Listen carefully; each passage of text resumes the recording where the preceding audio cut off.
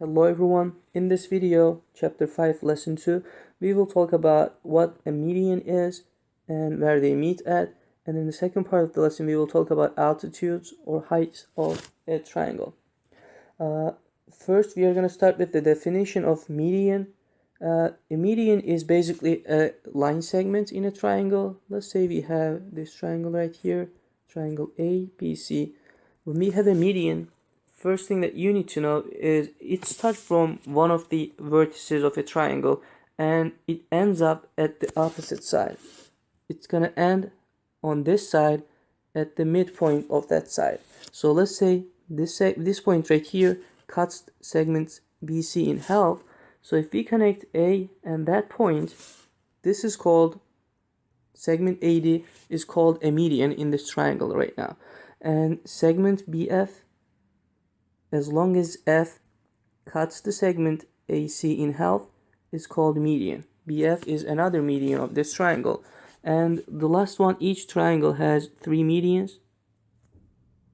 So let's say 3 lines on that part and this part. This says the segment that starts from C and ends at F cuts the segment AB in half. That's why CF is a median. In this case, AD, BF, and segment C. Oops, there is a problem. Let's say this is E.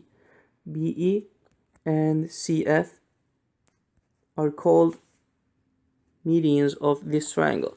And then the point that they are meeting at right here, let's say point G.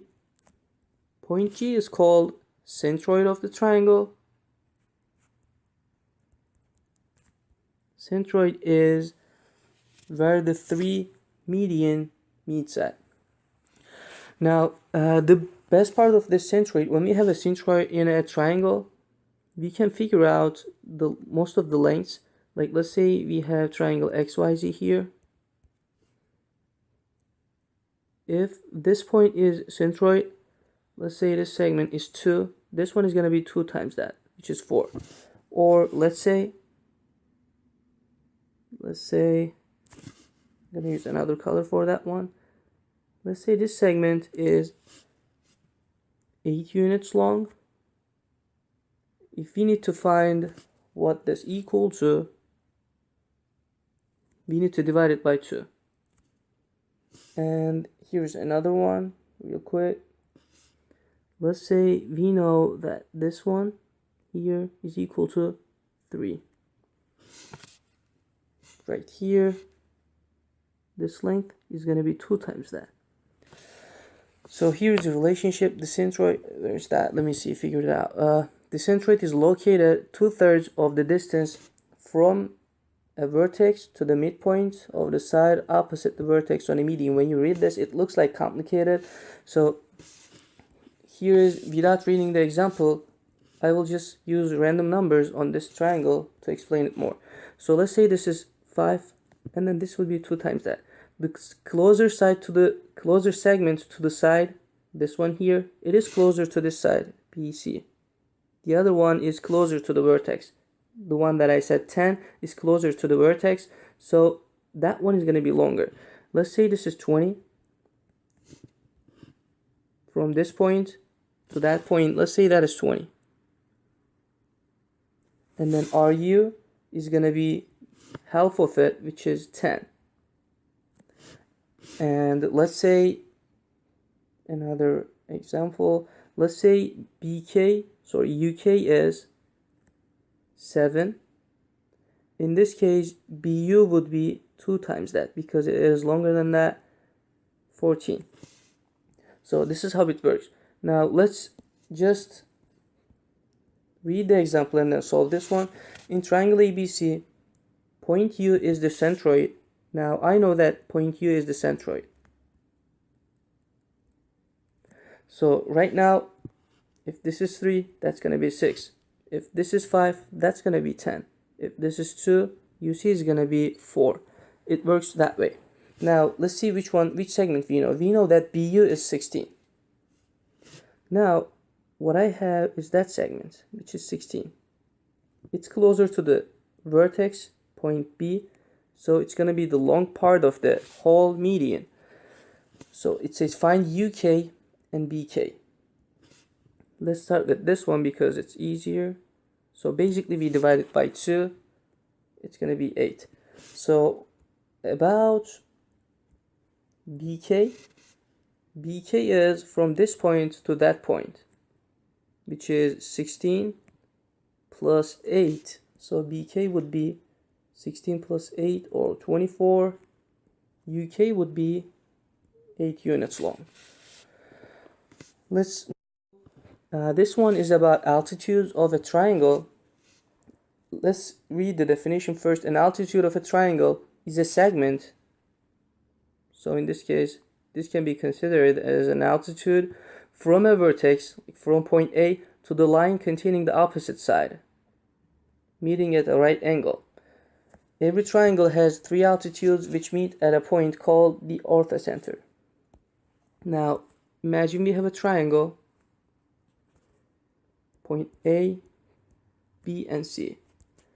Any segment, it's not going to be any segment actually, it's going to start from one of the vertices. We are going to end up at the opposite side with 90 degrees angle. That's the most important part. The angle must be 90 degrees. Like from point B, let's say from point B to AC, this looks like 90 degree to me. And from point C to AB, now they are meeting at this point. So this point would be orthocenter of this triangle. Now, let's move on to the example. The vertices of triangle ABC are point A is on 1, 3, point B is on 7, 7, and point C is on 9, 3. Find the coordinates of the orthocenter of triangle ABC. Now, if you still remember, I just said that the 3 altitudes meet at the orthocenter, but in this example, there's only 2 rays on the figure because we don't need the third one. If 2 of these are meeting at any point, the third one must pass through that point too. So just figuring out the intersection between these 2 altitudes is going to give us the answer. So now the problem is figuring out the coordinates of that one. Now I know that the angle right here is 90 degrees, and also this angle right here is 90 degrees. By using the slope between perpendicular segments, we can figure this one out. First, I'm going to name this point by D, and then that point by E. Now, here is what I have. Segment DC, and this is perpendicular to segment AB. Here is the relationship between them. Now we have 2 perpendicular segments, and I have one of this line's endpoints. So I know AB's endpoints, segment AB's endpoints. Point A is 1, 3, point B is 7, 7. If I can figure out the slope of segment AB, I can use its negative reciprocal to figure out the slope of segment DC, because these 2 are perpendicular.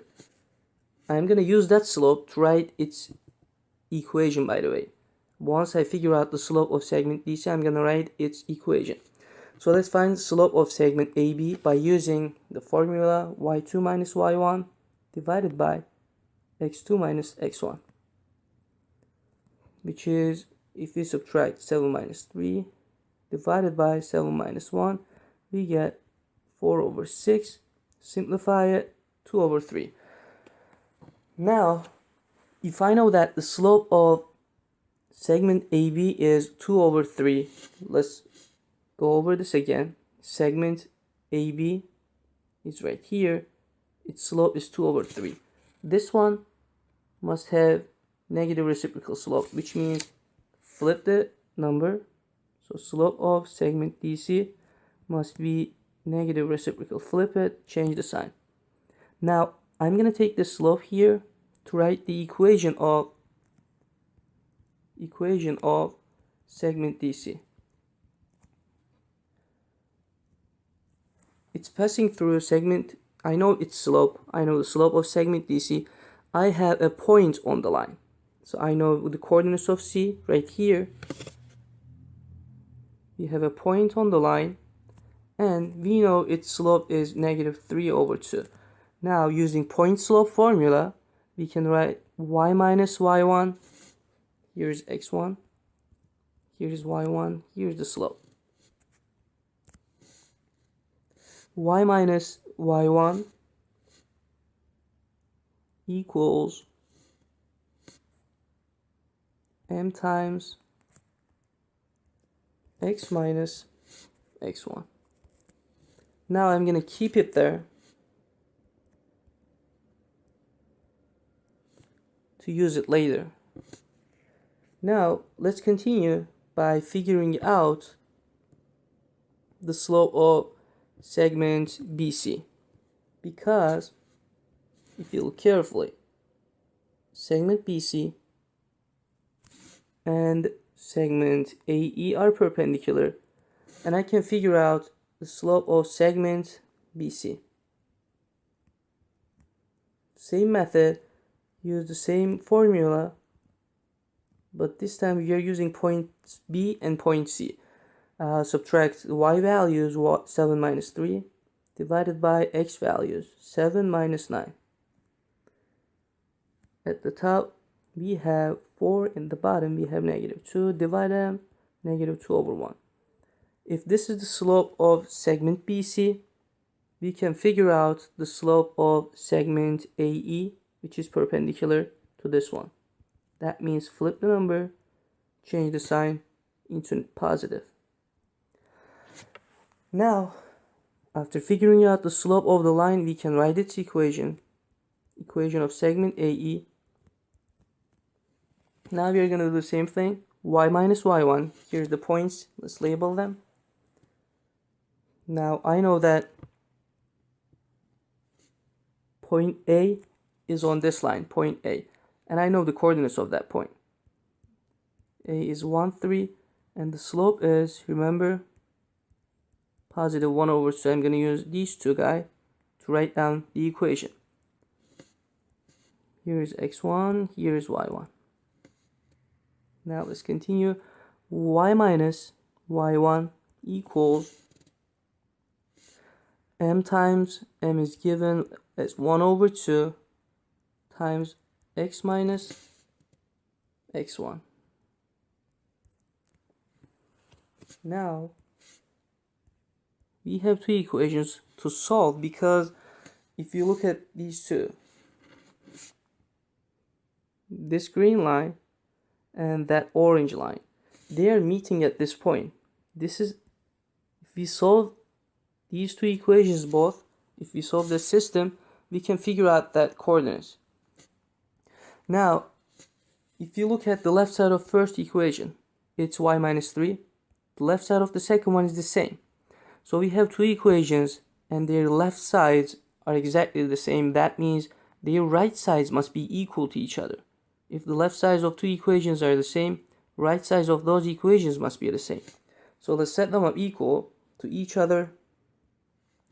The right side of the first equation is -3/2 times x minus 9.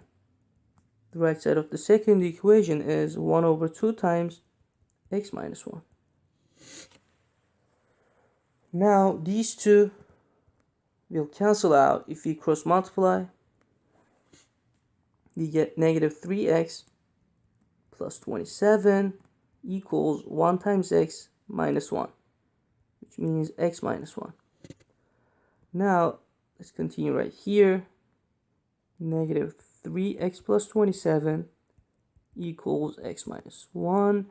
Subtract x on each side. -4x plus 27 equals -1. Let's use this last space. If we subtract 27 on each side, we get -4x equals -28. Divide by -4, and then we get x equals 7. Now, if we take this x value and then plug it in for any of the equations, either this one or that one, we can figure out the coordinates of y. So let's plug it in. Let me choose another color for this. So I'm gonna use this space right here actually. So let's write the second equation again. Y minus 3 equals 1 over 2 times, it's x minus 1, but I know that x equals 7 now. So the equation becomes y minus 3 times 1 over 2 times 6. Or y minus 3 equals 3. If we add 3 on each side, we get y equals 6. Now the last step, we get the coordinates of this point, by the way. I know the x coordinate of that point is 7 and y coordinate is 6, and this is how we find orthocenter of a triangle. Thanks for watching. Please comment below for any questions, and see you in another video.